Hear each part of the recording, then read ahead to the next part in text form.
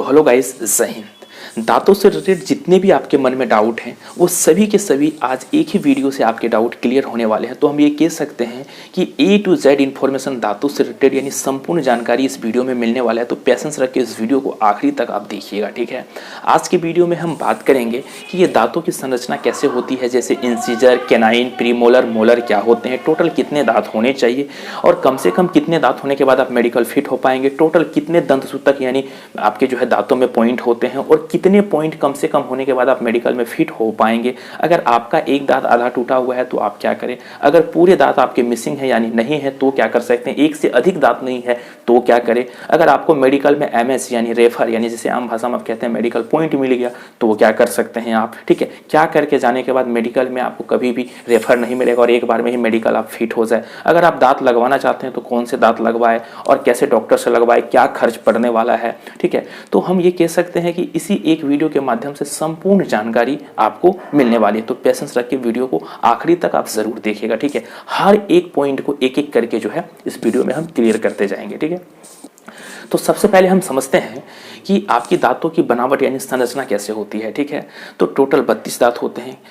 अगर आपके 20 साल 24 साल से उम्र अधिक है तो 32 देखने को मिलेंगे, लेकिन अगर 24 साल या 22 साल से आपकी उम्र कम है तो आपके जो हैं वो 30 दांत ही होंगे और उससे भी कम है तो 28 दांत होंगे। तो इस तरह से दांत होते हैं। तो 28 हो, 30 हो, 32 हो, 27 हो, ये मायने नहीं रखता है, ठीक है।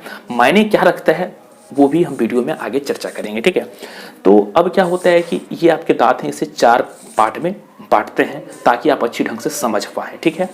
तो एक तो ऊपर हो गया और एक नीचे हो गया, 2 पार्ट हो गया और बीच से एक पार्ट यहाँ कर देते हैं तो 4 पार्ट हो गया, क्योंकि एक पार्ट, 2 पार्ट और नीचे के 2 पार्ट, 4 पार्ट हो गए, ठीक है। चारों पार्ट में आपके जो 8-8 करके होते हैं यानी 8 चक 32 होते हैं, ठीक है। या तो अगर आपके जो है 7-7 करके हैं तो 7 दूनी 14 और नीचे 14 यानी 28 हो गए। तो 28, 30, 32 मायने नहीं रखते, समझ गए, ठीक है। तो आपके जो दांत होते हैं, जैसा कि आप ये 4 दांत आगे वाला देख रहे हैं, ठीक है। तो नोज के सामने का जो 4 दांत है जिसे हम कहते हैं इंसिजर, ठीक है। और इंसिजर के जस्ट सामने वाला जो बड़ा वाला दांत होता है 2, ठीक है, जिसे हम कहते हैं कैनाइन। और कैनाइन के जस्ट बाद वाले जो 2 दांत होते हैं उसे हम कहते हैं प्रीमोलर, जो कि बच्चों में 8 साल 10 साल से नीचे वाले बच्चे में प्रीमोलर नहीं होते हैं, ठीक है, वो डायरेक्ट मोलर ही होते हैं। और उसके बाद जो है प्री मोलर के बाद में आते हैं मोलर। तो मोलर में 3 दांत हो जाते हैं, इधर और 3 इधर, 6, ठीक है। और नीचे भी 6-12 दांत होते हैं, फिर वो बाद में बात करेंगे। तो ये जो प्री मोलर होता है, सॉरी ये मोलर होता है, तो मोलर के जो आखिरी के 1 दांत होते हैं यानी तीसरा दांत, वो जो है 20 साल 22 साल से आपकी उम्र कम है तो देखने को नहीं मिलेंगे, ठीक है। और अगर उससे अधिक है तो आपके मोलर में 3 दांत होंगे।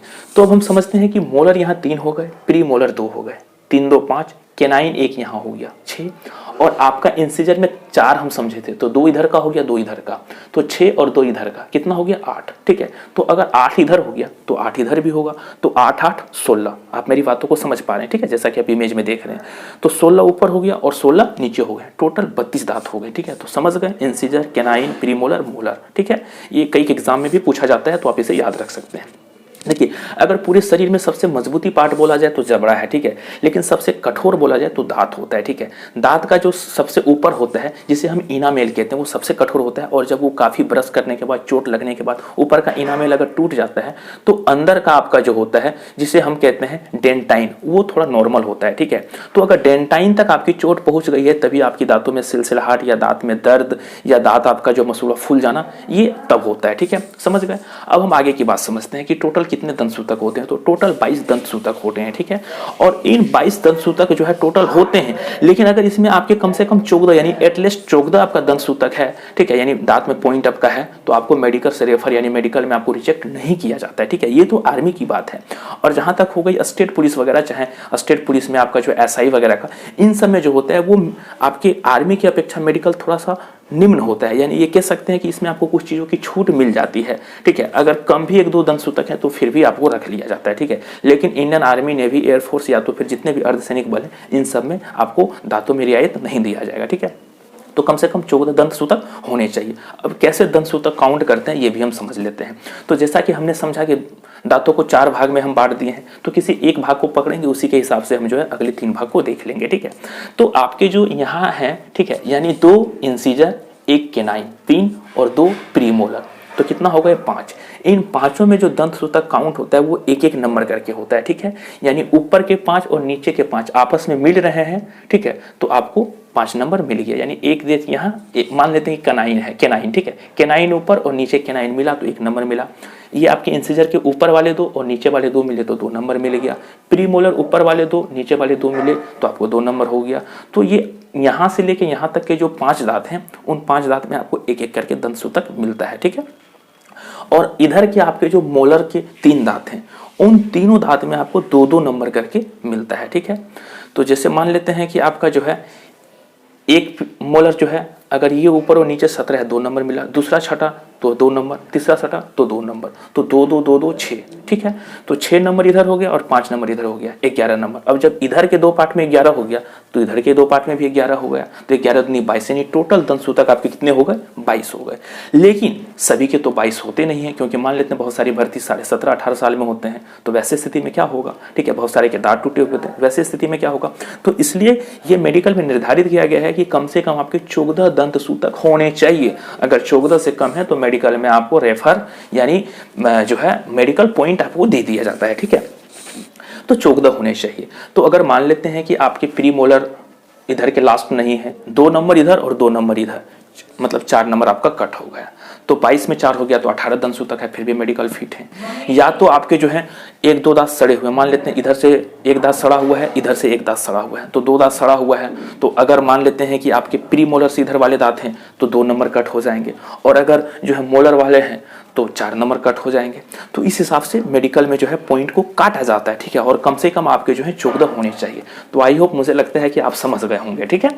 तो ये तो हो गया दंत सूतक और आपका दांतों का संरचना। अब हम आगे समझते हैं कि अगर आपके एक दांत टूटे हुए हैं तो क्या कर सकते हैं आप। देखिए, मैंने बताया कि दांत टूटने की तो बात छोड़िए, दांत नहीं भी है, पूरी मिसिंग है, फिर भी आप मेडिकल फिट हो रहे हैं, कहीं कोई दिक्कत नहीं है, ठीक है। लेकिन बहुत सारे लोगों को ऐसा आप देखे होंगे कि एक दांत नहीं होने की वजह से उसको मेडिकल छाड़ दिया था। वो क्यों? वो दांत नहीं होने की वजह से नहीं छाड़ा जाता है, बल्कि दांत में कैविटीज जो होता है वो एक फ्लोरीन होता है। फ्लोरीन के कारण जो है दांत में आपकी गमक आती है, बदबू आती है, पेरिया की शिकायत होती है, दांतों से आपकी ब्लड आती है, ठीक है। और कैविटीज होने की वजह से आपको मेडिकल में छाट दिया जाता है। आप हमेशा ध्यान रहे, 1-2 दांत नहीं है तो मेडिकल में नहीं छाटा जाएगा, लेकिन अगर दांतों में गमक है, बदबू आ रही है, दांत आपके सड़े गले हैं, तो आपको 100% मेडिकल में छाट दिया जाता है। इसलिए ध्यान रखें कि मेडिकल में जाने से पहले अपनी दांतों को डेंटल में जाके सफाई जरूर करवा ले, और आपके दांत जो है साफ सुथरे होने चाहिए, बदबू नहीं होनी चाहिए, दांतों से ब्लड नहीं आने चाहिए, फेरिया की शिकायत नहीं होनी चाहिए, ठीक है। अगर आपके दांत गमकते हैं या ब्लड आते हैं तो आप सोने से पहले जो है अपने दांतों में आप सरसों का तेल जो होता है, मस्टर्ड ऑयल, ठीक है, और नमक मिला के अपने दांतों में लगा के आप सो जाएं। सुबह उठने के बाद आपके दांत जो है चमकने लगेंगे, है ना। तो ये आप एक घरेलू उपचार कर सकते हैं। बाकी ज़्यादा दिक्कत है तो मेडिकल किससे पहले आप जो है डेंटल में जाके अपनी दांतों की सफाई करवा ले, ठीक है। और अगर दांत में कैविटीज़ वगैरह है तो सफाई करवा के वहाँ पे फिलिंग करवा ले, यानी उस दांत को भर दिया जाता है, ठीक है, कोई दिक्कत नहीं है। और अगर दांत आपके आधे टूटे हुए हैं तो देखने के लिए, शो बढ़ाने के लिए आप अपने दांत पे जो है केपिंग करवा सकते हैं, दांत लगा सकते हैं, ठीक है। लेकिन मैं बताया कि दांत के जो अंदर के पार्ट आपके होते हैं डेंटाइन, अगर उस पर चोट पहुंची है तो आप दांत को केपिंग करवा भी लेंगे, फिर भी आपके दांत में सिलसिलाहट या दर्द होगी। इसलिए आप जो है डेंटाइन अगर खराब है तो केपिंग करवाने से पहले आपकी जो मसूड़ों की जहां तक आपकी ब्लड सर्कुलेशन दांतों में जाती है, ठीक है, उसे आप ठीक करवा ले, वो ठीक किया जाता है। क्योंकि दांत को केपिंग कर भी देते हैं तो अंदर का आपका जो है डेंटाइन अगर खराब हुआ है, क्षतिग्रस्त हुआ है, तो आपके दांत जो है और दांतों की अपेक्षा थोड़ा सा हल्का जो है काला टाइप का दिखेगा, ठीक है, मतलब कलर जो है डिस्कलर हो जाएगा। तो डेंटाइन आपका अगर खराब है तो आप केपिंग करवाने से पहले उसकी जो है मसूड़ों को सही से करवा ले, ताकि ब्लड सर्कुलेशन उस दांतों में सही तक पहुंचे, ठीक है, और फिर केपिंग करवाए, दांत आपके सही हो जाएंगे। लेकिन ऊपर के थोड़ी सी दांत टूटे हुए हैं जो कि आपके जो है इनामेल को ही क्षति पहुंचा है, अंदर के डेंटाइन को नहीं पहुंचा है, तो आप केपिंग करवा ले, कोई दिक्कत नहीं है। लेकिन अगर थोड़ा सा अंदर ज्यादा गया है और आपकी डेंटाइन को अगर क्षति पहुंचा है तो पहले डेंटाइन की आप जो है मसूड़ों की नस जो है, जो ब्लड सर्कुलेशन उसे ठीक करवा ले, फिर केपिंग करवा ले, ठीक है। तो ये बात हो गई। अगर पूरे दांत मिसिंग है तो अगर आप दांत लगवाना चाहते हैं तो दांत बहुत तरह की, 3-4 तरह की दांत लगवाई जाते हैं, आप अपने कॉस्टिंग के हिसाब से देख सकते हैं। लेकिन जो सबसे बेस्ट होता है वो होता है डेंटल इम्प्लांट। डेंटल इम्प्लांट क्या होता है तो हम इसे समझते हैं जरा बारीकी से, ठीक है।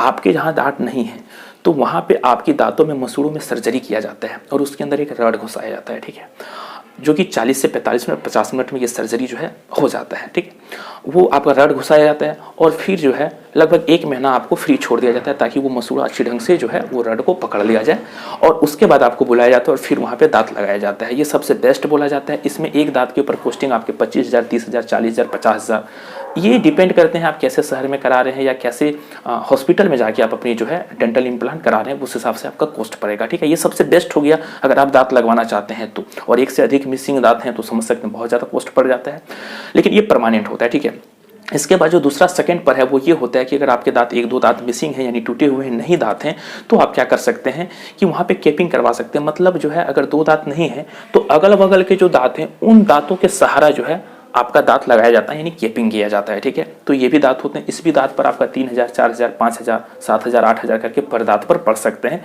वो दांत के क्वालिटी पर डिपेंड करता है कि किस हिसाब से आप दांत लगवा रहे हैं और कैसे मेडिकल में लगवा रहे हैं, कैसे शहर में लगवा रहे हैं। ठीक है, तो आई होप आप जो है दांत लगाने से रिलेटेड आप समझ गए होंगे। ठीक है, केपिंग से रिलेटेड समझ गए होंगे, और अगर पेरिया वगैरह जो शिकायत है वो भी आप समझ गए होंगे। लेकिन पेरिया वाली शिकायत है तो मैं आपको बता दूं कि सबसे पहले डेंटल में जाके अपनी दांतों की एक बार सफाई जरूर करिए, नियमित रूप से ब्रश करें, और प्लस ये आपके जो गुटखा वगैरह, तिरंगा वगैरह, पता नहीं क्या क्या आप लोग खाते हैं, तो उन सब चीज़ों पर ध्यान रखना है, वो नहीं खाना है। ठीक है, और मेडिकल में जाने से पहले दांतों की सफाई अच्छी ढंग से करवाएं ताकि जब मेडिकल चेक किया जाए तो लगे हाँ भाई दांत सही है। अगर दांत में थोड़ी सी भी प्रॉब्लम होगी तो आपको मेडिकल में वहाँ MS दे दिया जाएगा, यानी पॉइंट मिल जाएगा। ठीक है, और एक बार पॉइंट मिल जाने के बाद दूसरा बार जो है टूटने का बड़ा मुश्किल होता है।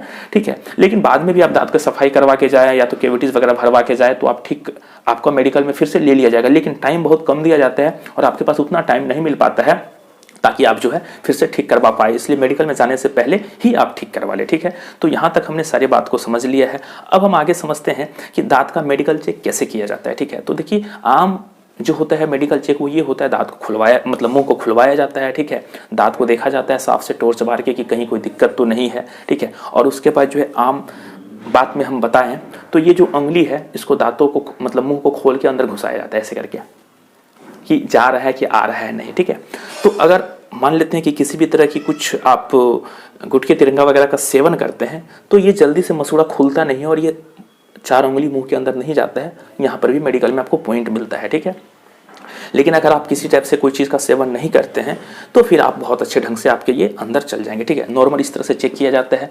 तो आई होप मुझे लगता है कि जितनी भी जानकारी थी दांतों से रिलेटेड वो आई होप मैंने आपको देने का प्रयास किया है। अगर इसके बावजूद भी कुछ जानकारी रह गई और आप जानना चाहते हैं तो बेशक आप मुझे कमेंट करें।